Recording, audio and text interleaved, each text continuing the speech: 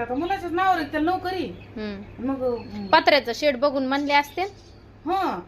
पुन्हा काय म्हणल्या मान तेवढं आमचं ते नवरदेवाला फेडावं लागल. नवरी घरी यायच्या तिची मुलगी घरी यायची आधीच म्हणली एकट्याला फेडावं लागल. मग बघा आता कसं मुलगी करावं त्यांची. मग विषय सोडून दिला. विषय सोडून दिला. म्हणलं त्या पुरीच नको म्हणलं चला आता बघायला गेलो तरच म्हणायला लागले की घर आमच्या जावायला फेडावं लागल. आमच्या पुरीला स्वयंपाकच येत नाही. आमच्या पुरीला रानातलं कामच येत नाही आणि जमीन नाही म्हणल्या. लोक कमीत कमी 10 एकर शेती पाहिजे. असं आहे का. सरकारी नोकरदार पाहिजे आणि घर आरशीशी पाहिजे. आणि मग मुलीनं फरशी पुसली नाही, मुलीला स्वयंपाक येत नाही आणि शेतात काम केलं नाही आणि मग काय करायचं. आलो काय पळून आम्ही कशाला त्यांच्या नादी लागायचे ते येड्याच्या.